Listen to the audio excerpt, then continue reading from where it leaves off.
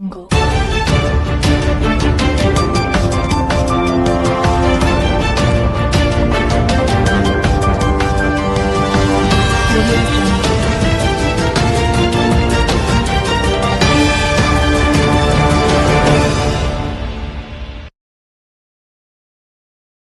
ಕೊಪ್ಪಳ ಜಿಲ್ಲೆಯ ಗಂಗಾವತಿ ಮಹಾನಗರದ ಸುಕ್ಷೇತ್ರ ಅಯ್ಯಪ್ಪಗಿರಿಯ ಶ್ರೀ ಅಯ್ಯಪ್ಪ ಸ್ವಾಮಿ ದೇವಸ್ಥಾನದ 12ನೇ ವಾರ್ಷಿಕೋತ್ಸವದ ಅಂಗವಾಗಿ ಇಂದು ನಗರದ ಗ್ರಾಮದೇವತೆ ಶ್ರೀ ದುರ್ಗಾದೇವಿ ದೇವಸ್ಥಾನದಿಂದ 21 ಮುತ್ತೈದರಿಂದ ಕುಂಭ ಮೆರವಣಿಗೆ ಮಂಗಳವಾದ್ಯದೊಂದಿಗೆ ಶ್ರೀ ಅಯ್ಯಪ್ಪ ದೇವಸ್ಥಾನದವರೆಗೆ ವಿಜೃಂಭಣೆಯಿಂದ ಜರುಗಿತು.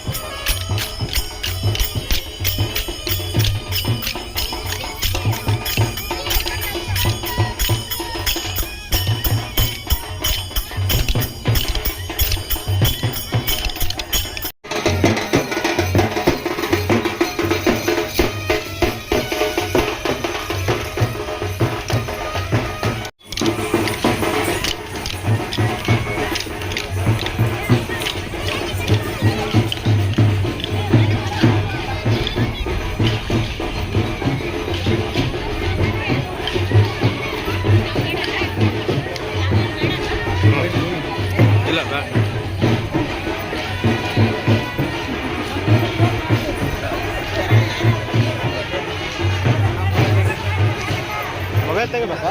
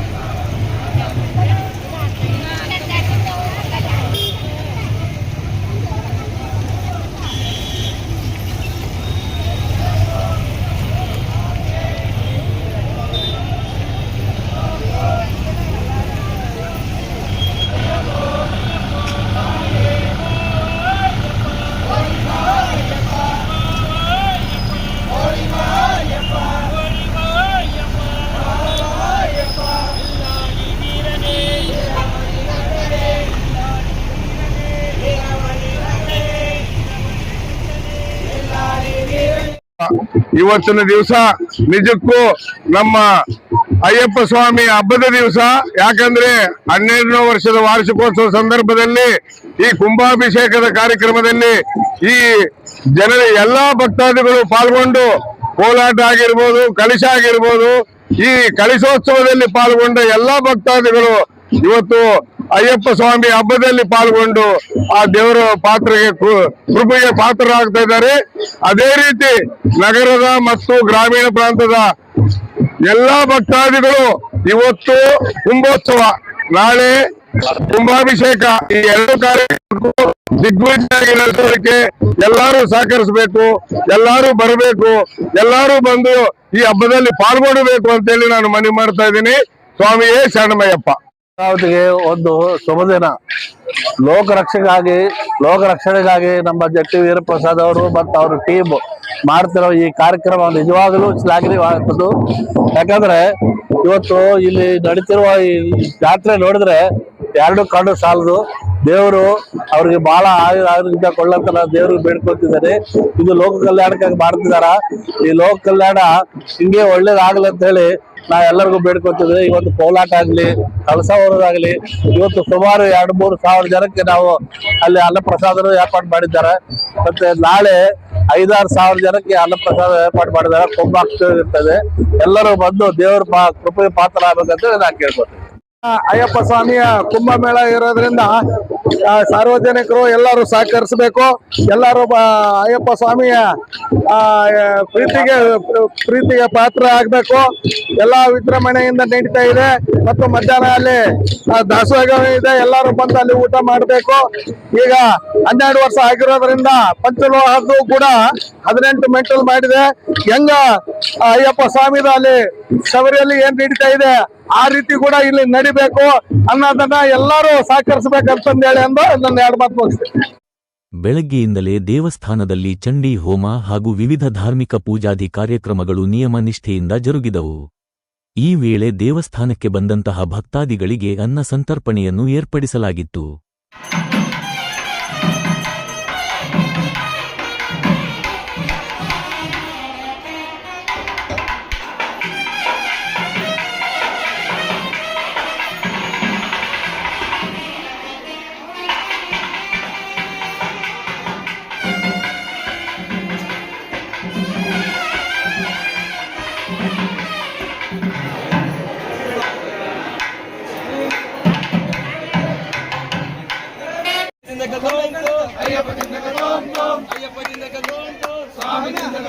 ಶರಣಮಪ್ಪ ಬಂದೋಮಪ್ಪ ಕಾಪಾಡಪ್ಪ ರಕ್ಷಿಂಚಪ್ಪ ಗುರುವಿನಿ ಗುರುವೇ ರಾಜಾಧಿರಾಜ ರಾಜಕುಮಾರ ಮಂದಳ ರಾಜ ವಂಶವಾಸ ಗಜವಾಸ ಸ್ವಾಮಿಯೇ ಅಯ್ಯಪ್ಪ ಸ್ವಾಮಿನಿಂದ ಕಥೋಂತು ಸ್ವಾಮಿನಿಂದ ಕಥೋಂತು తెలియక చేసిన తప్పులు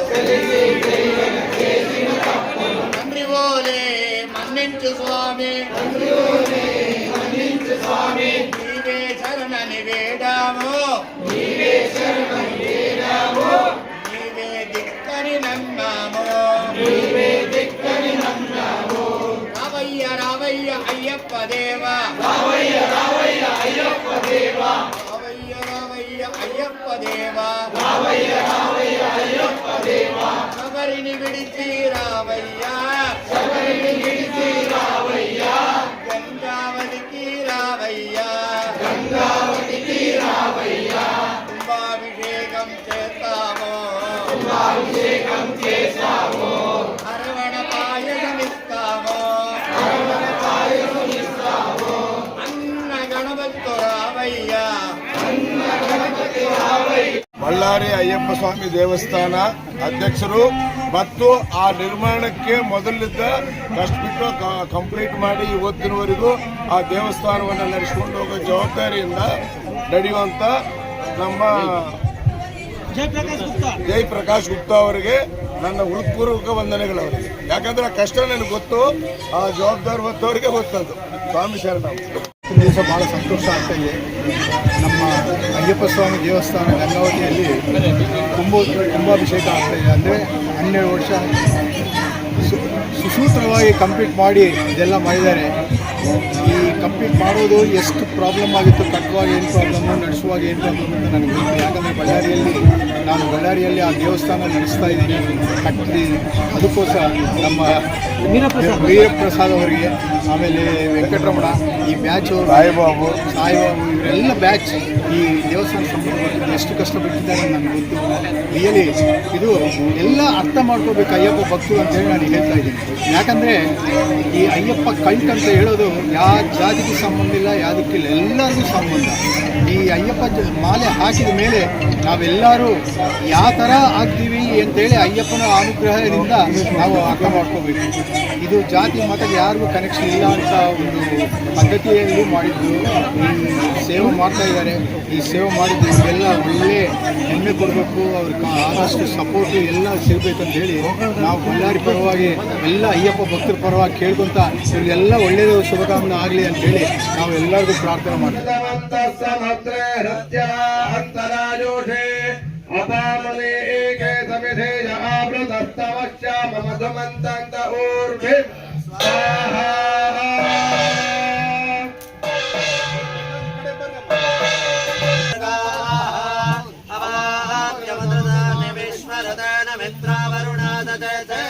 ಸ್ವಾಹ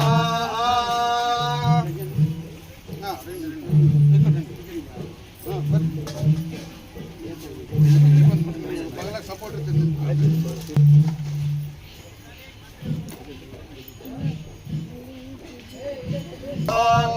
मनसा देवजन्ताः